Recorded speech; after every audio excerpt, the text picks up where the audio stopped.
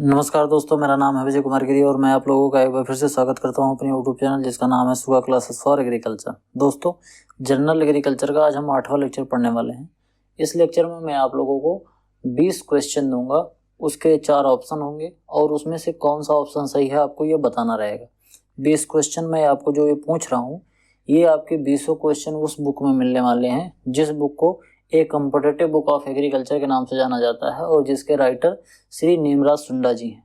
जो मैं आप लोगों को पढ़ा रहा हूँ नेमराज सुंडा जी की बुक, उसी बुक से ये मैंने 20 क्वेश्चन उठाए हैं और ये सीरीज उन्हीं बुक से, वो जो बुक मैं पढ़ा रहा हूँ उसी बुक से 20 क्वेश्चन मैं हर सीरीज में लाता रहूँगा। जैसे आज हम लोग ये 8वां लेक्चर पढ़ने वाले हैं। 20 क्वेश्चन रहेगा, उसके 4 ऑप्शन रहेंगे, उसको मैं डिटेल में समझाऊंगा। अगर कुछ समझाने वाला होगा, अगर वैसे सीधे रटने वाला होगा तो आपको बताना है 20 क्वेश्चन में से आपने कितना स्कोर किया है। अगर आपका स्कोर कम हो जा रहा है तो इसका मतलब आपको एक बार रिवीजन करने की ज़रूरत है। अगर आपने नहीं देखा होगा वीडियो तो वीडियो भी देखिएगा।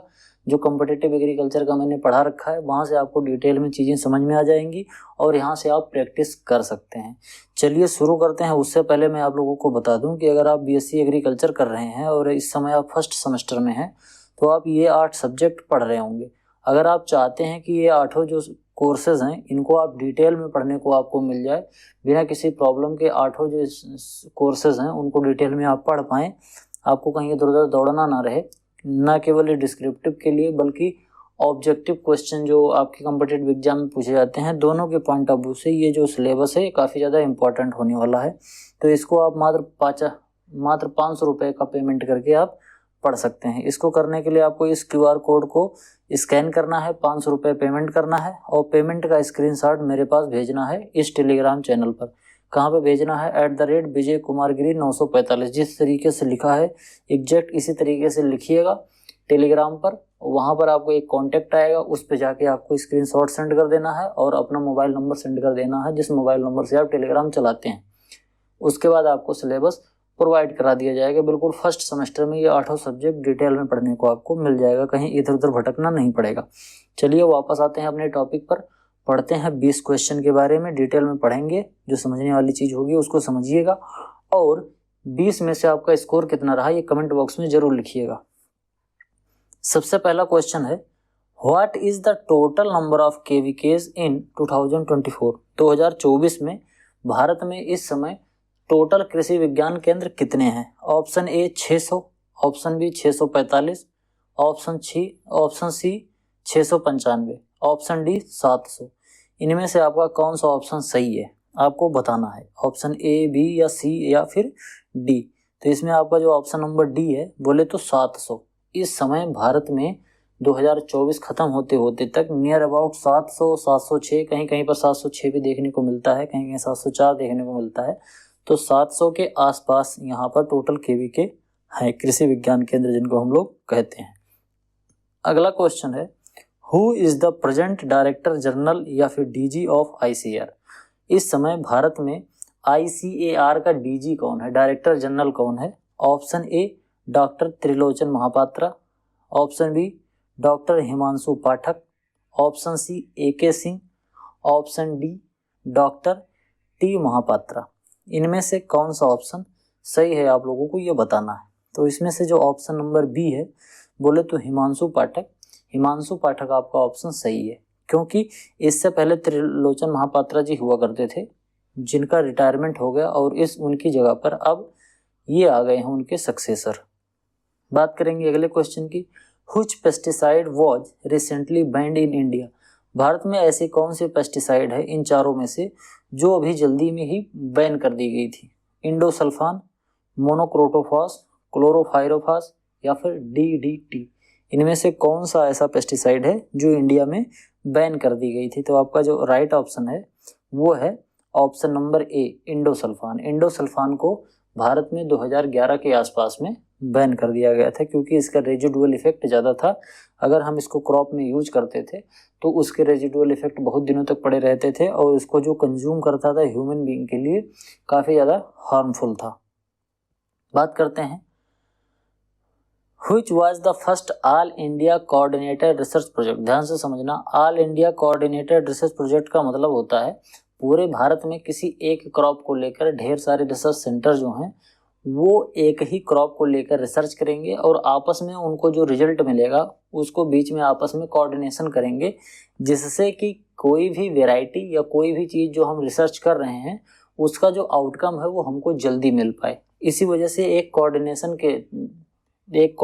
बिठाकर डिफरेंट जगह पर एक ही चीज़ का रिसर्च किया जाता है। तो ये हर फसल का अलग अलग होता है, लेकिन भारत में सबसे पहले ये स्टार्ट कब हुआ था? AICRP कौन सी फसल के लिए स्टार्ट किया गया था? मेज के लिए स्टार्ट किया गया था, या वीट के लिए किया गया था, या ग्राउंड नट के लिए किया गया था, या फिर कॉटन के लिए किया गया था? तो इसमें जो आपका राइट आंसर है वो है ऑप्शन नंबर बी, ऑन मेज। मेज पर सबसे पहले भारत में all India coordinated research project जो है वो स्टार्ट किया गया था मेज पर रिसर्च करने के लिए।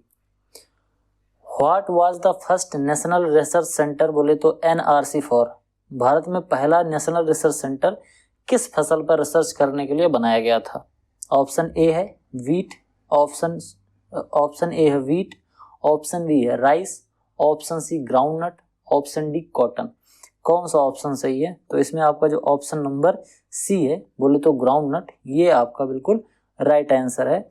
भारत में नेशनल रिसर्च सेंटर, पहली बार नेशनल रिसर्च सेंटर किसके लिए बनाया गया था? ग्राउंडनट के लिए बनाया गया था। Which region is inhabited by living organism on land, ocean and atmosphere?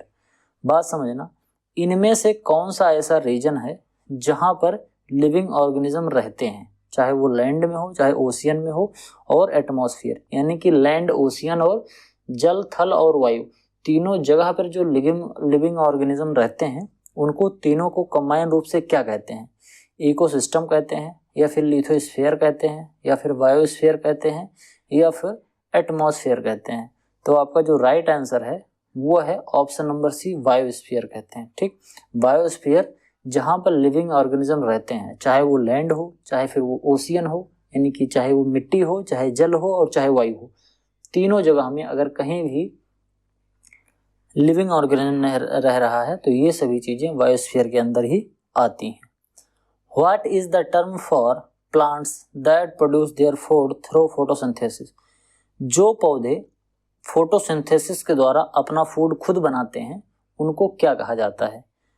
Option A heterotrophs, option B spherotrophs, option C phototrophs या फिर ऑटोट्रॉप्स, या ऑप्शन डी कैमोट्रॉप्स। तो इसमें से कौन सा ऑप्शन है जो आपका राइट आंसर है? तो इसमें ऑप्शन नंबर जो आपका सी है, फोटोट्रॉप्स या फिर ऑटोट्रॉप्स, इनको कहते हैं। ये होते हैं स्वपोषी।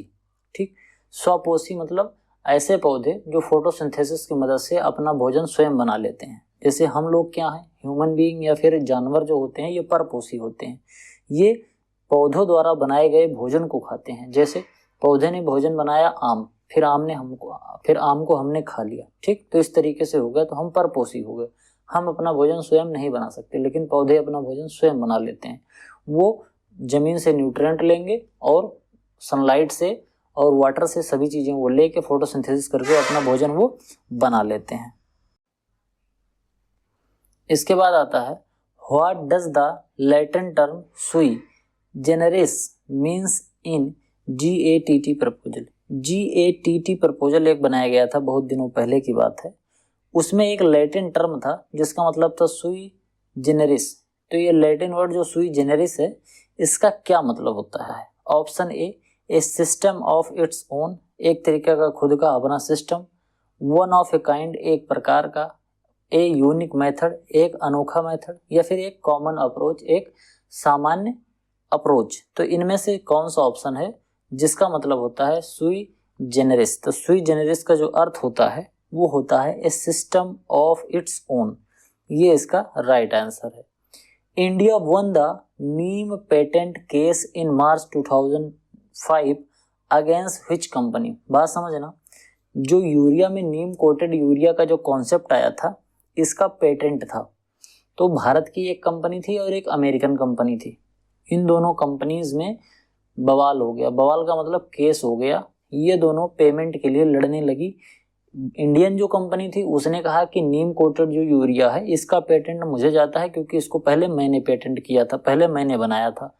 और अमेरिका की एक कंपनी थी, उसने कहा कि यूरिया सबसे पहले मैंने बनाया था तो इसका पेटेंट मेरे नाम जाता है। तो इस वजह से ये दोनों केस लड़ रहे थे।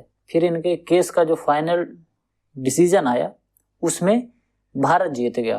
तो नीम कोटेड का जो पैटर्न है और पेटेंट है वो भारत को मिल गया, भारत की कंपनी को। तो इसमें क्वेश्चन ये पूछा जा रहा है कि कौन सी कंपनी के विरुद्ध जीता था भारत की कंपनी ने। तो वो था ऑप्शन ए मोनसांटो, या फिर जीआर ग्रेस कंपनी, या फिर डाउ केमिकल्स, या फिर बायर एजी। इनमें से कौन सी ऐसी कंपनी है जिसके खिलाफ भारत ने नीम पेटेंट का केस मार्च 2005 में जीता था। तो आपका जो ऑप्शन है ऑप्शन नंबर बी, बोले तो जीआर ग्रेस कंपनी, इसी के विरुद्ध भारत ने जीता था नीम पेटेंट का जो है वो case.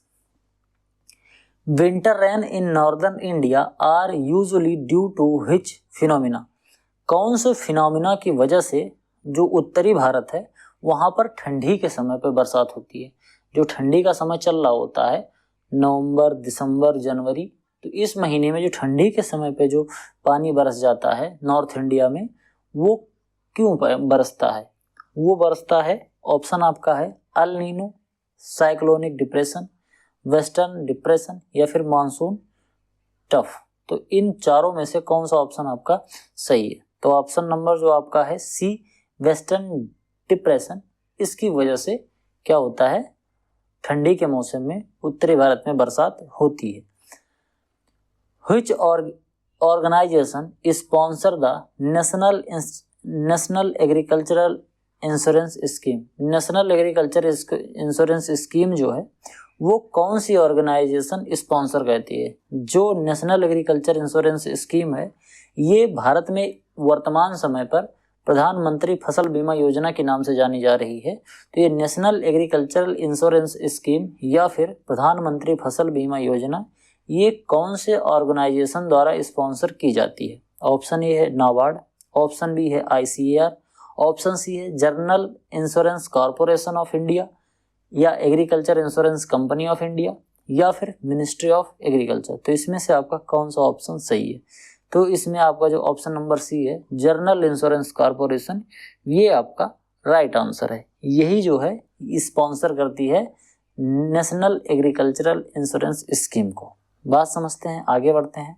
What percentage of total agricultural credit is contributed bye commercial bank? बात समझना, भारत में जितने भी कॉमर्शियलाइज बैंक हैं उन कॉमर्शियलाइज बैंक में एक परसेंटेज तय किया जाता है कि जो भी वो क्रेडिट देंगे यानी कि जो लोन बांटेंगे वो इस सेक्टर में होगा। जैसे बात करते हैं कि RBI ने कुछ गाइडलाइन बना रखी है कि अगर कोई एक ऐसा बैंक है, कोई कॉमर्शियल बैंक है, जैसे मान लो एग्जाम्पल के तौर पे SBI मान लेते हैं, या फिर SBI ना मान के आप मान लो कोई ग्रामीण बैंक है।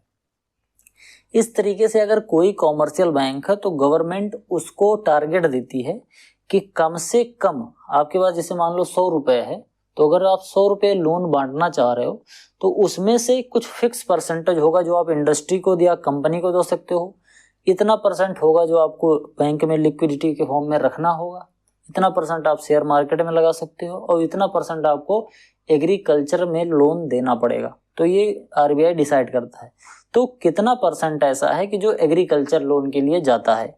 तो आपका जो ऑप्शन है 74, ऑप्शन बी है 65, ऑप्शन सी है 50, ऑप्शन डी है 85। तो इसमें से आपका जो राइट आंसर है वो है option number A 74%। 74% total agriculture credit का कौन देता है? कॉमर्शियल बैंक देता है। ध्यान से समझना, एग्रीकल्चर में अगर 100 रुपए गया है लोन के फॉर्म में तो उसमें RBI, कॉमर्शियल बैंक और रीजनल रूरल बैंक, ये ढेर सारे लोग मिलके देते हैं। उसमें से जो कॉमर्शियल बैंक होता है वो सबसे ज़्यादा देता है, यानी कि एग्रीकल्चर सेक्टर में सबसे ज़्यादा लोन बांटने वाला कौन सा बैंक होता है? तो वो है commercial bank. Commercial bank agriculture में अगर 100 रुपए लोन बट रहा है तो उसमें से कॉमर्शियल बैंक लगभग 74 रुपए देती है। बाकी जो बच रहा है वो RRB देता है, जैसे जिसको हम कहते हैं ग्रामीण बैंक, और उसके बाद फिर और छोटे मोटे कोऑपरेटिव बैंक्स होते हैं, ये भी एग्रीकल्चर में लोन देते हैं। तो मेनली सबसे ज़्यादा कौन देता है एग्रीकल्चर में लोन? मेनली एग्रीकल्चर में लोन देते हैं कॉमर्शियल बैंक, जैसे पंजाब नेशनल बैंक है, SBI है, यूनियन बैंक है, केनरा बैंक है, इस तरीके से जो नेशनलाइज बैंक है, कॉमर्शियल बैंक जो होते हैं, ये एग्रीकल्चर में जो लोन देते हैं वो लगभग 74% देते हैं। अगर एग्रीकल्चर में 100 रुपये गया तो 74 रुपये इनसे जाएगा। उसके बाद जो आपका बच रहा है 26 रुपये, वो 26 रुपये में से कुछ कोऑपरेटिव बैंक से जाएगा और कुछ स्मॉल फाइनेंस बैंक से जाएगा, प्राइवेट बैंक से जाएगा और कुछ ग्रामीण बैंक से जाता है। इस तरीके से व्यवस्था बनाई गई है। In which year did agriculture come into existence, कहने का मतलब कि खेती की शुरुआत कब हुई थी, हमारे पास कब से साक्ष्य है कि हाँ तब से खेती की शुरुआत हुई थी। तो option A 8000 before Christ, option B 7500 before Christ, option C 7000 before Christ, या फिर ऑप्शन डी 6500 बिफोर क्राइस्ट। तो इसमें से आपका जो राइट आंसर है वो है ऑप्शन 7500 BC पहले, यानी कि आज से लगभग 9500 साल पहले। 2000 साल तो ये बीत गया और इससे भी 7500 साल पहले, यानी कि 9500 साल पहले की बात है जब एग्रीकल्चर करना स्टार्ट कर दिया गया था। ऐसा हमारे पास सबूत है, बाकी उससे पहले भी हो सकता है, लेकिन हमारे पास जो ज्ञात सबूत है वो यही है। बात करते हैं who recommended minimum support price MSP for crops in India. India में जो MSP आती है इसको कौन रिकमेंड करता है, ऐसा कौन सी कमेटी है या ऐसा कौन सा कमीशन है, ऐसा कौन सा मंत्रालय है जो MSP डिसाइड करता है। बात करते हैं option A ministry of agriculture, option B commission on agriculture cost and price CACP, या option C Niti Aayog, option D ICAR। इनमें से कौन सा ऑप्शन सही है? तो ऑप्शन नंबर आपका जो बी है, commission on agricultural cost and price CACP जिसके नाम से जाना जाता है, यही एक ऐसी संस्था है, ऐसा कमीशन है जो कि रिकमेंड करता है कि इतना MSP होना चाहिए। उसके बाद मिनिस्ट्री ऑफ एग्रीकल्चर इसको देती है। तो इसको रिकमेंड कौन करता है? करता है commission on agriculture cost and price. बात करते हैं what is the accumulation of nutrient in a lake due to human और नेचुरल प्रोसेस कॉल्ड। कहने का मतलब ह्यूमन और नेचुरल प्रोसेस की वजह से न्यूट्रिएंट जो लेक में चला जाता है उसको क्या बोलते हैं? ठीक, यूट्रोफिकेशन बोलते हैं, या सेडिमेंटेशन बोलते हैं, या बायोमैग्निफिकेशन बोलते हैं, या फिर डेजर्टिफिकेशन बोलते हैं। तो इसमें से आपका जो राइट आंसर है वो है ऑप्शन ए, यूट्रोफिकेशन बोलते हैं। समझ गए? अगला क्वेश्चन है which agricultural university has the maximum number of campuses. ऐसी कौन सी एग्रीकल्चर यूनिवर्सिटी है जिसका भारत में सबसे ज़्यादा कैंपस है? ऑप्शन ए है Govind Ballabh Pant university of agriculture and technology Pantnagar, या फिर JNKVV जबलपुर, या फिर तमिलनाडु एग्रीकल्चर इंस्टीट्यूट कोयम्बटूर, या फिर पंजाब एग्रीकल्चर यूनिवर्सिटी लुधियाना। इनमें से कौन सी यूनिवर्सिटी है जिसके सबसे ज़्यादा कैंपसेस हैं? तो ऑप्शन नंबर आपका जो है बी, JNKVV जबलपुर जो है इसके सबसे ज़्यादा कैंपसेस हैं। बात करते हैं which is the only multi state agriculture university in India. Bharat में कौन सी ऐसी एग्रीकल्चर यूनिवर्सिटी है जो कि एक से ज़्यादा स्टेट में चल रही है एक ही नाम से?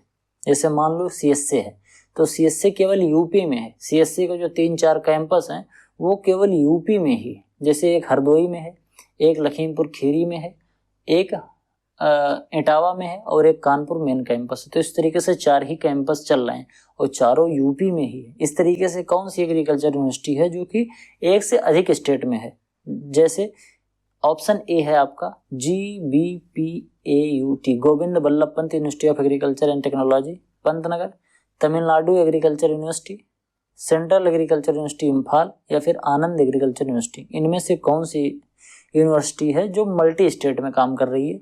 तो वो कौन सी यूनिवर्सिटी है? वो है आपकी सेंट्रल एग्रीकल्चर यूनिवर्सिटी इम्फाल जो है वो एक से अधिक स्टेट में इस समय चल रही है। Where is the Indian Agriculture Research Institute located? जो फिर IARI है वो इस समय कहाँ पर लोकेटेड है? Option A Karnal Haryana, option B Pusa New Delhi, option C Ludhiana Punjab, option D Hyderabad. ये कहाँ पर है? ऑप्शन जो आपका बी है पूसा न्यू दिल्ली, यहीं पर है। IARI कहाँ पर है? पूसा नई दिल्ली में है। पहले ये कहाँ हुआ करता था? बिहार में हुआ करता था, लेकिन बाद में फिर इसको वहां से 1936 में ट्रांसफर कर दिया गया और ये दिल्ली में आ गया। Where is the Central Institute for Cotton Research located? Central institute of cotton research कहाँ पर है? भोपाल में, नागपुर में, लुधियाना में या फिर रांची में? तो कपास रिसर्च इंस्टीट्यूट कहाँ पर है? वो है आपका ऑप्शन बी, नागपुर महाराष्ट्र में है। बात करते हैं which institute is responsible for rice research in India? India में राइस पर रिसर्च करने के लिए कौन सा रिसर्च इंस्टीट्यूट रिस्पॉन्सिबल है? Option A, Indian institute of rice research Hyderabad, Indian rice research institute Cuttack, Indian council of agriculture research New Delhi, directorate of rice research Patna. बहुत ध्यान से पढ़िएगा और ध्यान से आंसर दीजिएगा कि कौन सा ऑप्शन सही है जो कि रिस्पॉन्सिबल है राइस रिसर्च के लिए। तो राइस रिसर्च के लिए जो आपका राइट आंसर है वो है central rice research institute Cuttack Orissa में है। बात करते हैं ये Indian institute of rice research, ये हैदराबाद, ये भी नहीं है और ये भी नहीं है और ये भी नहीं है। आपका जो ऑप्शन नंबर बी है, जिसको हम सेंट्रल राइस रिसर्च इंस्टीट्यूट कहते हैं, जो कि कटक उड़ीसा में है, वही इंडिया में राइस रिसर्च के लिए रिस्पॉन्सिबल होता है। मतलब मेन रूप से यही रिसर्च करता है, जो कि राइस पे डेडिकेटेड रिसर्च करने वाला एक संस्था होता है। आज की वीडियो में आपके 20 क्वेश्चन कंप्लीट हुए। 20 क्वेश्चन में से आपने कितने से राइट अटेंड किए और कितने आपके गलत हो गए, कितने आपने छोड़ दिए, कमेंट बॉक्स में जरूर लिखिए। अगर आपके नंबर कम रह रहे हैं तो आपको पढ़ने की ज़रूरत है, मेहनत से पढ़िए। ये सभी क्वेश्चन काफ़ी इंपॉर्टेंट हैं, कॉम्पिटिटिव एग्जाम में इससे क्वेश्चन बन सकते हैं। वीडियो पसंद आया होगा तो वीडियो लाइक करें। आपके जो सुझाव हैं कमेंट बॉक्स में ज़रूर लिखें। चैनल को अपने दोस्तों के साथ ज़्यादा से ज़्यादा शेयर करें। अगर आप चाहते हैं कि आप डिटेल में पढ़ें तो आप चैनल की प्लेलिस्ट में जाइए, वहाँ आपको बहुत अच्छी अच्छी ढेर सारी वीडियोस देखने को मिलेंगी। आप वहाँ से वीडियोस देख के पढ़ सकते हैं डिटेल में और क्वेश्चन अटेंड करते रहिए। मिलते हैं किसी दूसरी वीडियो में, तब तक के लिए इजाज़त दीजिए। धन्यवाद।